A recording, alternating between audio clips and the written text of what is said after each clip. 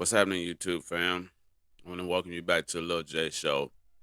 Hey, I hope everybody's having a wonderful and blessed day today. Uh, we all remember this Joker here, and how all his dirty laundry was getting aired out after his old lady unalived him. So, I guess last night or the other day, they interviewed the barber, and he was sharing on, he couldn't really come out and tell us all what happened. I guess he can say what he can, he's allowed to say, speaking to the news. But he did an interview, and I mean, he seems like a really nice, humble guy. He even said one of his colleagues started a GoFundMe. He was like, "Hey, I'm not kind of used to that. I'm not used to handouts. I'm used to getting it on my own." But he said it was a really great gesture. He appreciated it. And he came to tears a little bit at one time in the interview. But I'm not gonna try to put out how he feels or whatever. I'm just gonna play the video and we'll chop it up on the other side. Let's go. Days later, when I was able to go back in there and see what I could salvage, I'm thinking it was, it was pretty much cleaned up, but I'd pick up something and see blood on it.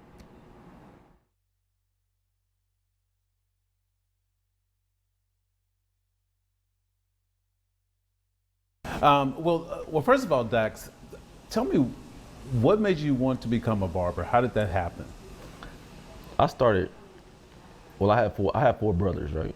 So my mom used to cut our hair when we were little, and she just used to just get off what she could get off, because it's expensive for five boys to get a haircut. So her thing was, and that's back in the day when you wore chili bowl haircuts. So she just did the chili bowl, and the line wasn't even straight on the chili bowl. So one day she was at work, and I just grabbed clippers and cut my brother's hair, and that was my new, I guess, that was my thing to do in the house then. That was my chore, and keep our haircuts. And it just made me start loving cutting hair. Then I grew up watching other guys cut hair in the neighborhood, and I saw how like popular they were and how they seemed to have their stuff together. So that made me want to cut hair too. So I've always had like a passion for doing it. Were you expecting to make a career out of it? Not initially. I figured eventually yes, because I mean I saw that there could be some good money made cutting hair if you do it correctly.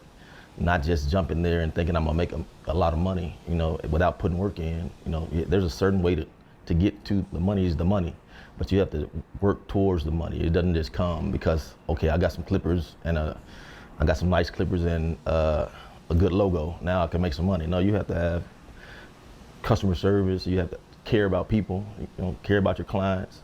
Take care of them. That's my motto is, it's right there. The best way, to attract new clients is to take care of the ones you have. So I think 80% of my business is built on word of mouth and people, talking about how I take care of them. So When you finish with someone's hair and they get up, they look in the mirror, you hand them that mirror, is there something you looking for at the end of that haircut out of that customer? looking for them to As far say or as do. the satisfaction, the Oh yeah, happiness? you always want that. What does that mean You to know you? what I really want? I'm trying to get to a point to where I'd say I cut 25 heads or 30 heads in one day. 20 of them will tell me I don't need that mirror. I've been cutting hair so long that they don't even need the mirror anymore, because they know I'm gonna give you what you want. I know what you want. I've been doing it, probably the same cut for 7 to 10 to 15 years, so most of them don't even want the mirror unless they just wanna, look at themselves, but most of them like, I don't need that mirror. That's my goal, is to get to the point where I have consistent clients that come in, they don't have to tell me what they want anymore. I just start cutting and we just start talking. A lot of barbers end up at somebody else's shop. They rent chairs, which is different from being on your own like you are. Did you go through that too? Were you in? Yeah, I was in the shop. I started in the shop for 5 years. Built my clients from there. Yeah. Now, about 2 years in, I started doing appointments only because I would have people waiting, and you know, you don't want to wait so long before you're like, oh, you know what? I'll just go let somebody else. Then I started, you know, getting appointments, getting everything in line, and just start flowing from there. So I've been doing appointments for about 15 years, appointment only. I don't do walk-ins at all. Was it scary going out on your own? Absolutely, absolutely. But with anything else, you know, how are you gonna know if you don't do it? You have to step out on faith and do it. Let's talk about Mario and his wife, who decided to step up and do the GoFundMe without even asking you. Not even. What's going through your mind? Initially, being how I am and who I am, I wasn't with it, you know. But talking to my wife and talking to my pastor, he's like, you don't block that blessing. That's a blessing. It's God's blessing. You don't block that. So that made it easier for me to accept it, you know. It's not, because to me, it wasn't about, it didn't come from a place of, let's see how much money we can get it. You know, these are people, mind you, I had never met. Mario worked in the building with me, but we had never like formally met. We saw each other in passing. I didn't even know his name was Mario. I thought it was Doc, because his window says Doc. His logo's Doc. You know, I'd never seen him cut a head or anything. So it touched me. I can't even explain how it made me feel, because nobody's ever done anything like that for me. Yeah. You're having to move locations, restart with new equipment. How are you doing inside with what happened? My emotions go, at any moment I could be like, you know, I'm good. Because those are my two favorite words to say.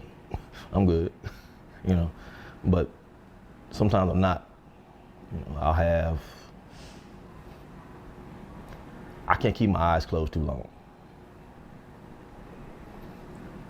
And see, I can understand that, because I've seen someone get shot before, and it messed with me for a long time. But I will explain that after he gets through talking. If that makes sense, because I'm gonna see something I never thought I would see.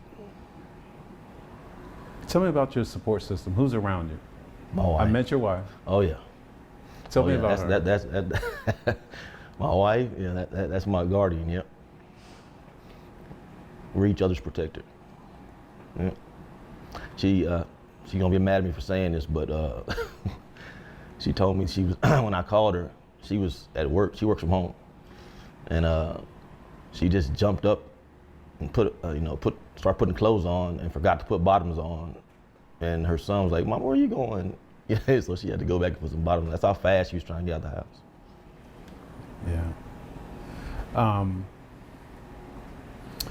I looked over the GoFundMe. There are people donating who have never gotten a haircut from you, haven't even met you. How does that make you feel?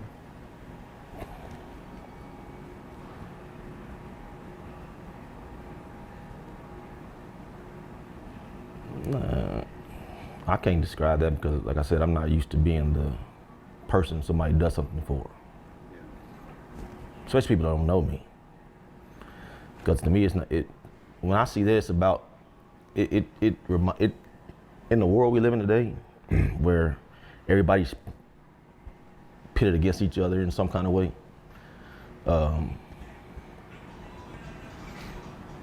You get people who genuinely, it shows they genuinely care about not basically me, but the situation, you know, because that could have been any barber in any chair. It just happened to be me, you know, just to care about the situation, because you don't have people, you know, they don't know anything about my life. They don't know how I live. They don't know what I drive. They don't know what kind of house I have, to have a mentality of, he's all right, you know, because some people look at that and that'll shy them away from what it's really about, which is someone who doesn't even know me decided to take into consideration something besides himself. Because they could have been like, hey, I'm just glad I wasn't there. I'm glad it wasn't me. But this guy, has gone through something that can't be wished on anybody. And survived and know me, decided to take into consideration something besides himself. Because they could have been like, hey, I'm just glad I wasn't there. I'm glad it wasn't me. But this guy, has gone through something that can't be wished on anybody. And survived. And, I can't even put it into words. I've been laying up since like 3 o'clock in the morning thinking of words to put it in. I can't because it's not like I have an example, because I don't have an example of it.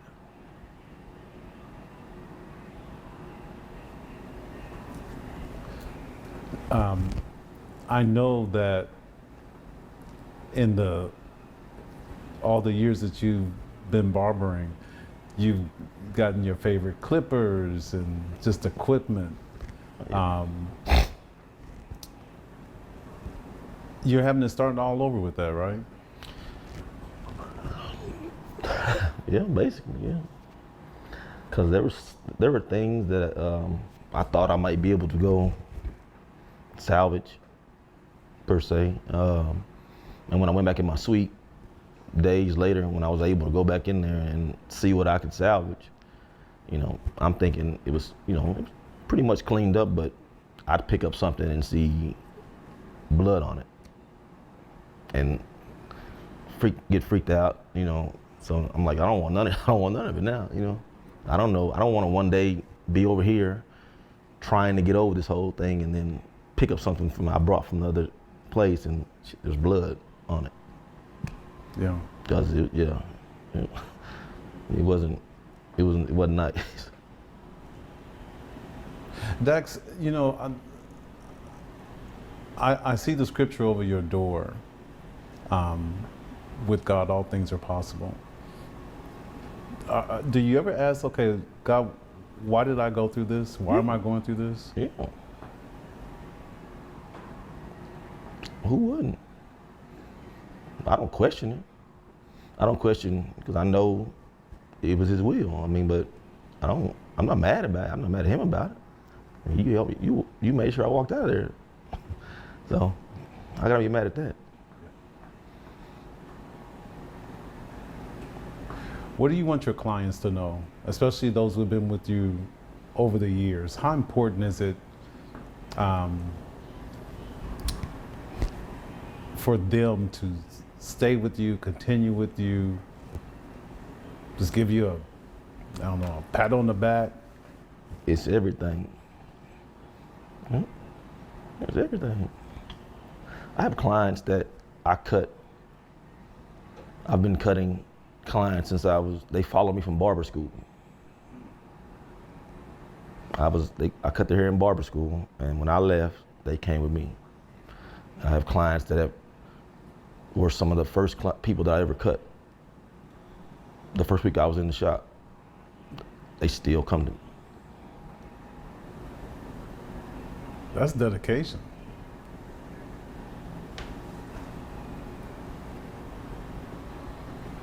You expect to see them right here. Oh, they're gonna be here. Not to sound cocky, but they're gonna be. They would go anywhere I go. Not because of the haircut. And I can say that with the utmost confidence. Yeah. Days later. That was it. Just imagine, how this man feels. He in there thinking it's a regular day, cutting this gentleman's hair. They probably shooting the crap, shooting the shit rather, and lady comes in and just starts letting it go. And he probably stunned there, just sitting there like stunned. But, she was awfully brave because, there's a lot of people that carry in Texas. Luckily she ran into him. It could have been one of them barbers that had it on him and fired back,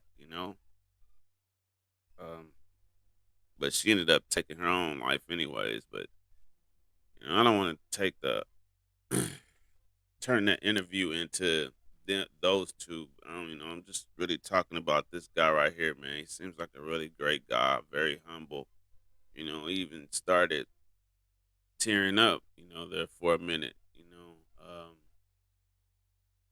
When they were talking about how everybody is like, being generous, So there are some good people in the world, there are still some good people in this world because I guess his GoFundMe page has probably jumped up, and it probably will. It probably go a little higher now that he did this little interview. But as I was saying, how he was talking about he couldn't sleep, after it happened, he still wakes up.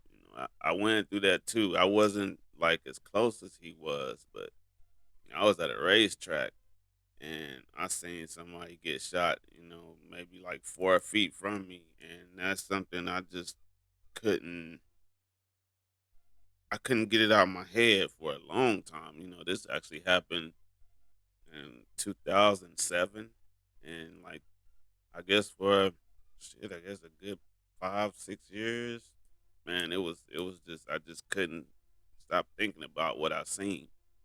So I can feel that man's pain, but you guys, I think it's FAA. That was a part of the interview, but he also has a link to his GoFundMe. So if any of you guys want to donate to this man, I believe he said he moved. He had to buy all new equipment, and of course, those locations they're not cheap. Renting a building or renting a space, they're not cheap. So if anybody can find it in their heart to donate something to his page, his GoFundMe page, the link is on the it's on this interview right here, and it's on the WFAA, the news channel in Dallas. So, hey, you guys, let me know what y'all think down in the descriptions. And my heart goes out to this brother, man. I hope he has I hope it's just prosperous, man. Like, what he went through. I hope he just comes out on the other end just like a giant. I hope he just, you know, like it just gets better for him in time. Which, of course, I know he will, but he's gonna have to go through a lot of just thinking about what happened, because I did. And I've seen some people down in the comments saying therapy and all that. Of course, that does help. If it gets to the point to where he needed. But hey, you guys, let me know what y'all think down in the comments. Please like, share, and subscribe, and I'll catch y'all on the next one.